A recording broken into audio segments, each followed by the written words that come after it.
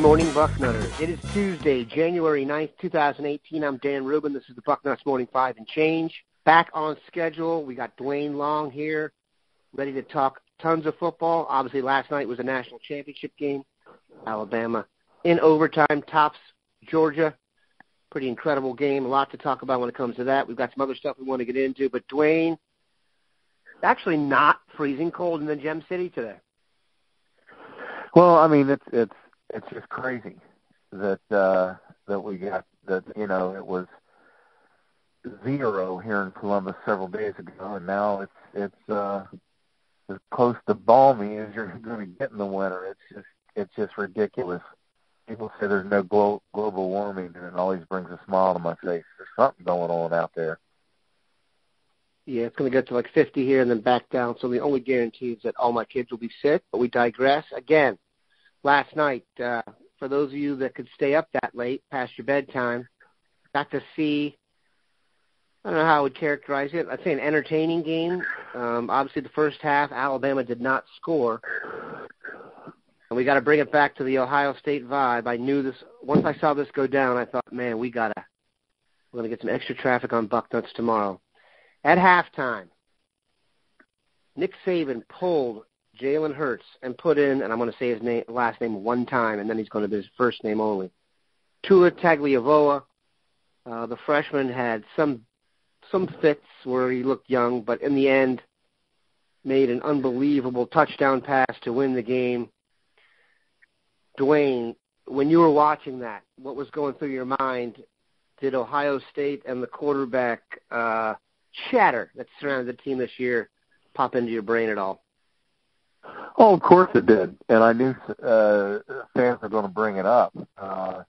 But you know, it's just so unrealistic. It's just, quite frankly, ridiculous to try to compare Jalen Hurts with J.T. Barrett. Jalen Hurts is just awful. I've been saying it all year. Before this game, I said Georgia would win because Tom is just better than Hurts. It's not difficult to be better than Hurts. He's terrible. He has no shot at being. I don't believe you'll ever see him as the Alabama quarterback again. I just don't.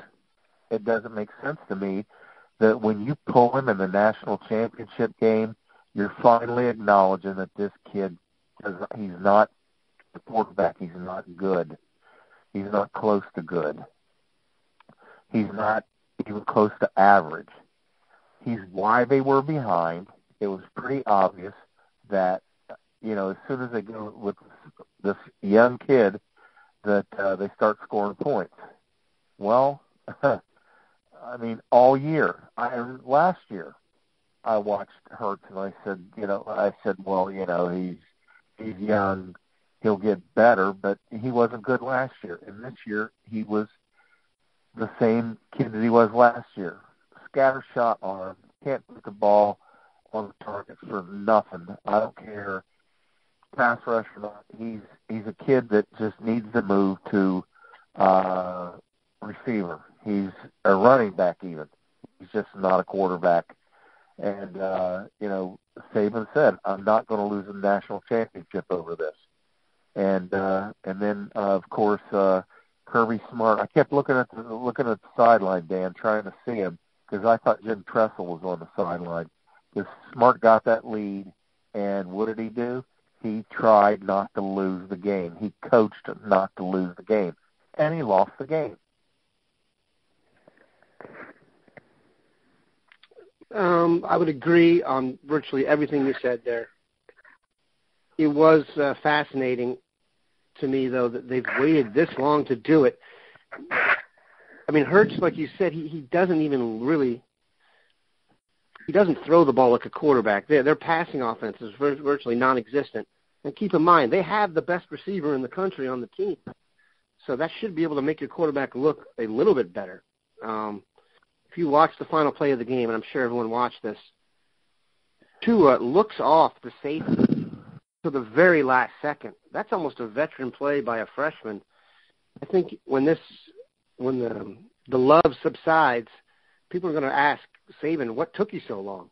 They probably would not have lost a game with Tua in there. So that's very interesting. I couldn't help but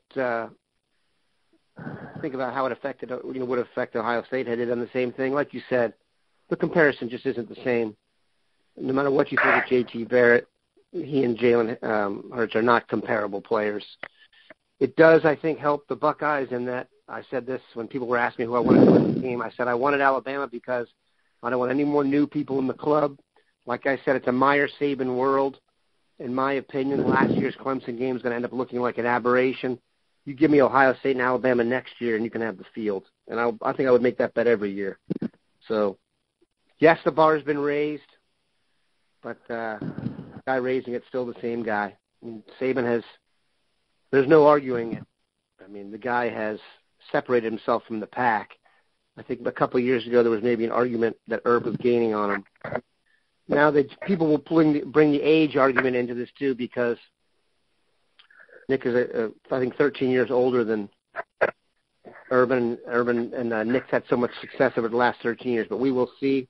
During the game, bring it back Buckeye side, a very interesting tweet came from a very interesting player. Tate Martell tweeted out that, save this tweet, I'm paraphrasing, Ohio State will be in the championship next year. What do you think of our guy Tate doing that, and how do you feel about a backup quarterback making that kind of statement? Well, I love it out of the kid. I love the kid. See, here's the thing that,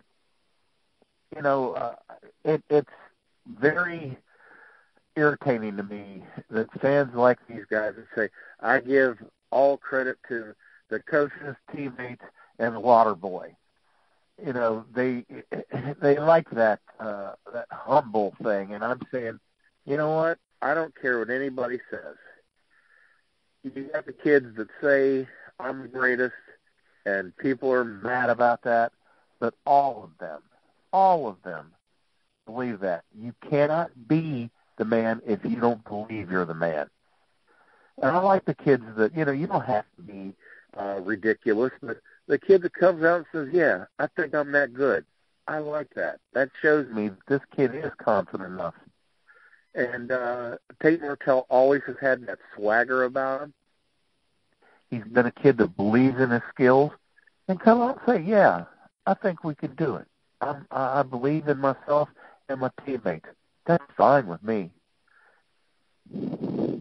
Yeah, there are some guys who, when they do it, it sounds corny, and there are some guys who, when they do it, I buy it. And I buy it with Tate. I think he believes that. I don't think he's just out there running his yap, so I thought it was cool. Keeps him in the focus. Another guy who will not be in the focus, and if Ohio State pulls this off next year, will be Jerome Baker. My love affair with Jerome Baker is officially over. He's moving on to the NFL. I've been a huge Baker guy really ever since he committed to Florida out of Benedictine. They went back and came to Ohio State. I really thought this was going to be the year. He separated himself and put himself into, middle of the first round as kind of a modern linebacker. He just did not have a good year relative to our expectations. And my biggest concern with him, Duane, you let me know what you think, is I don't think it's physical with Jerome. I'm not sure how much he loves football. What's your vibe on Baker? Well, if the last month of the season proves anything, he showed that he belonged in that conversation again. I mean, the first two-thirds of the season, I said, what happened to this guy? Why is he not being as good? He should be even better. What's wrong here?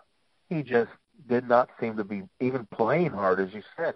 Does he have the love of the game? He definitely, his intensity and focus was not there. So, I just thought, we can't even be thinking about this kid going pro. Well, then the last month rolls around, and he saved his best for last. He had his best game of the season in the Cotton Bowl. He played very well, almost as well, in the Big Ten championship game. He was good against Michigan. He just upped his game to where it was as last year in the last month of the season. So, I wish him well. At the beginning of the season, I thought this would happen anyway. I thought he would be that good all year. So, it's not a surprise. But at one point in the year, it would have surprised me to no end that this kid was talking about announcing. But, wish him well. And we really expected this, as the season started, Dan. I think you're right. The result is basically what we expected. And I can say this about Jerome, and I can't remember saying this about another Buckeye. I could see Jerome Baker turning into a 5-time Pro Bowler, and I could see Jerome Baker playing one contract and being out. It's just really a matter of what he wants to do. Because physically, there are no limitations on Jerome Baker. He's as good an athlete as there is. He's blessed. It's whether he wants to do it or not. And one thing I will say, having covered the NFL a little bit and talking to it, it's really, really hard. It's not something where you can just show up, half-ass it, and think it's going to work. So if you don't buy in, you're going to get exposed. That said, it's up to him. Maybe the money will be the motivator that everyday college football game was not. So we're basically waiting on, I would say, 2.5 guys here to make their college decisions. The half will be Isaiah Prince, in that he is eligible to leave based on if he wanted to. I'm hoping that my strong prayer that he doesn't is helping, and that it hasn't been brought up, and I don't think we'll touch that, so hopefully he won't. But the other two, Draymond Jones and Paris Campbell, obviously Draymond's a guy they definitely need to have back. Your feeling on Draymond and whether Paris should give it a shot? Well, I don't know what's going to happen with Jones. There's always been this rumble that he is not so absolutely sure he wants to leave. He just seems like he'd really like to come back. He just needs a good enough reason to come back. He's going pro because he should, not because he wants to. So if he doesn't go, I'm not going to be surprised. If he does go, he's highly likely a first-rounder. So, it could break either way with him. But the undercurrent that Jones is looking for a good reason to stay is out there. It's real. I'd love to have him back. I think he'd be smart to go. You just can't. You get hurt, and it changes your world.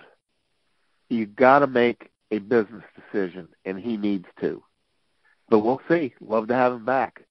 As far as Campbell goes, it's just crazy for that kid to even be talking about going pro. He's got stones for hands. He drops the ball. He does not show any natural instinct catching the ball. He almost had to be facing the quarterback to catch the football. Over the shoulder is a crapshoot with bad odds. He's just not going to make those catches. And the NFL, hopefully, he'll get his evaluation and he'll read the big red letters and say, you can't catch, son. Go back, get on the jugs machine, and try to learn how to catch the football. He's got speed in the open field. Once he's got the football, he is an NFL caliber player. There's no doubt about it. He runs away from people. But first, as a receiver, you got to catch the football. I don't know if he's big enough kid to be moved back to running back. But right now, he's just a kick returner. And, we've seen kick returners get drafted, but I just don't see it. I could see him very easily going undrafted free agent.